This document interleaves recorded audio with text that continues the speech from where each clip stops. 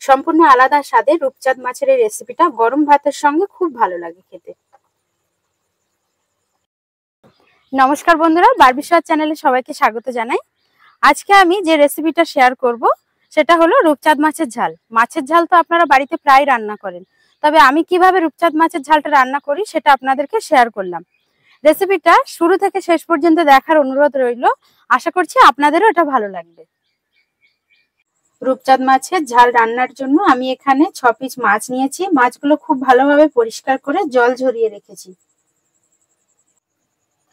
মাছটাতে লবণ, হলুদ ও তেল দিয়ে মিনিট 10 জন্য আমি ম্যারিনেট করে রাখবো।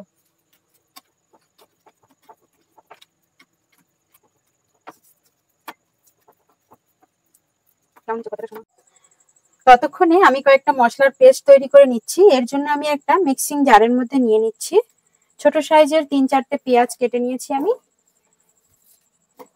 আর নিয়ে নিয়েছি একটা বড় রসুন। তার সঙ্গে আমি দিয়ে দিচ্ছি 1 চা চামচ গোটা জিরে আর 1 চা চামচ গোটা ধনে। এই মশলাগুলো আমি এবার পেস্ট করে নেব।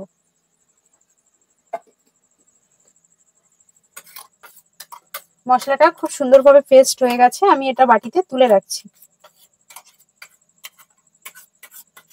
এরপর আমি আরেকটা পেস্ট তৈরি করে নেব। তার জন্য আমি নিয়ে নিয়েছি 2টো মিডিয়াম সাইজের টমেটো। এর সঙ্গে আমি দিয়ে দিচ্ছি 6টা কাঁচা লঙ্কা। এর সঙ্গে আমি নিয়ে নিয়েছি কিছুটা ধনেপাতা।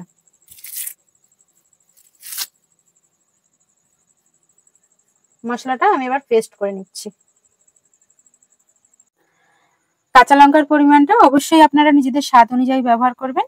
টমেটো, ধনেপাতা ও কাঁচা লঙ্কার পেস্টটা তৈরি হয়ে গেছে। এবার আমি রান্নাটা শুরু করব। তার জন্য একটা কড়াইতে আমি কিছুটা তেল দিয়ে নিচ্ছি।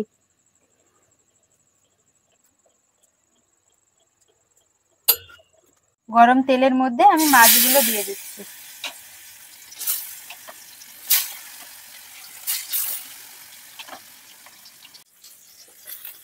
মাছগুলো একটা পিঠ হয়ে গেলে অন্য পিঠ আমি উল্টে দিচ্ছি ভাজা হওয়ার জন্য।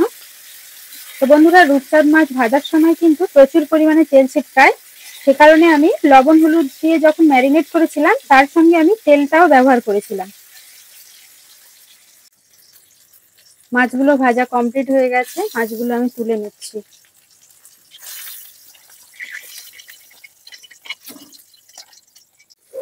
সমস্ত মাছ ভাজা কমপ্লিট হয়ে গেছে, মাছগুলো আমি এবার তুলে নিচ্ছি।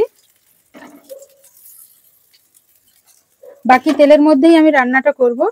তার জন্য আমি দিয়ে দিচ্ছি শুকনো লঙ্কা 2টো, 1 চা চামচ গোটা জিরে দিয়ে দিচ্ছি।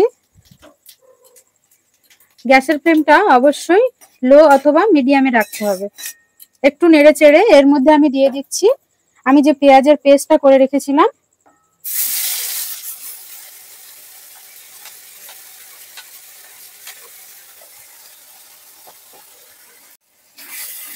মশলাটাকে 3 থেকে 4 মিনিট সময় ধরে ভালোভাবে কষিয়ে নিতে হবে। পেঁয়াজের রংটাও হালকা লাল লাল হয়ে এসেছে। এর মধ্যে আমি দিয়ে দিচ্ছি 2 চা চামচ আদা বাটা।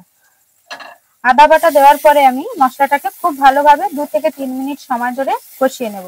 গ্যাসের ফ্লেমটা অবশ্যই মিডিয়াম অথবা লো রাখতে হবে। মশলাটা আমি ভালোভাবে কষিয়ে নিয়েছি। এর মধ্যে আমি একটা কারি পাতা ছাড়িয়ে দিচ্ছি। এর ফলে মাছের ফ্লেভারটা খুব ভালো আসবে।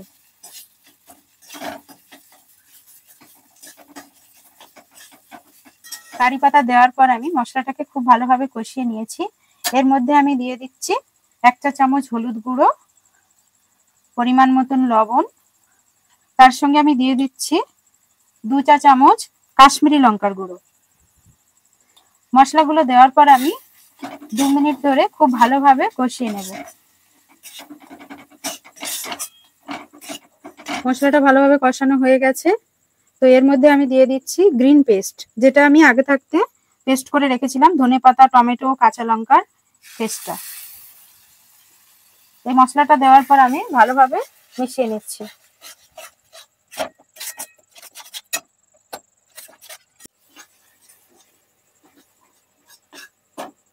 মশলাটা খুব ভালোভাবে কষে নিতে হবে, না হলে টমেটো থেকে কাঁচা গন্ধ ছাড়বে। তো তার জন্য আমি গ্যাসের ফ্লেমটা মিডিয়ামে রেখে 2 থেকে 3 মিনিটের জন্য এটা ঢেকে রাখবো। 2-3 মিনিট হয়ে গেছে। তো মশলা থেকে দেখুন তেল ছেড়ে দিয়েছে, মশলাটা খুব সুন্দরভাবে কষানো হয়ে গেছে। এর মধ্যে আমি দিয়ে দিচ্ছি 1 কাপ পরিমাণ জল, মিক্সিটা ধুয়ে দিয়ে দিচ্ছি।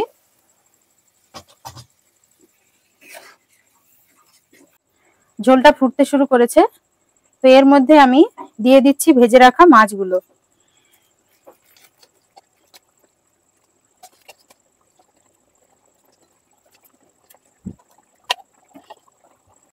পাঁচ মিনিট হয়ে গেছে। মশলাটা মাছের সঙ্গে খুব ভালোভাবে সেট হয়ে গেছে। এর মধ্যে 1 চা চামচ গরম মশলা দিলেই মাছের ঝাল একদম রেডি। গরম মশলাটা দেওয়ার পর আমি ভালোভাবে মিশিয়ে নিচ্ছি।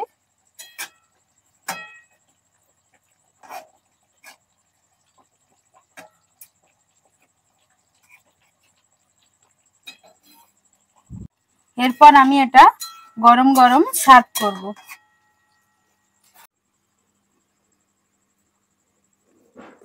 রূপচাঁদ মাছের রেসিপিটা যদি আপনাদের ভালো লাগে অবশ্যই চ্যানেলটা সাবস্ক্রাইব করবেন। রেসিপিটা আপনারা ট্রাই করতে পারেন, কেমন লাগলো অবশ্যই কমেন্টে জানাবেন। আজকের মতো এই পর্যন্ত, আবার দেখা হচ্ছে অন্য কোনো রেসিপির সাথে। ততক্ষণ সবাই সুস্থ থাকবেন, ভালো থাকবেন, ধন্যবাদ।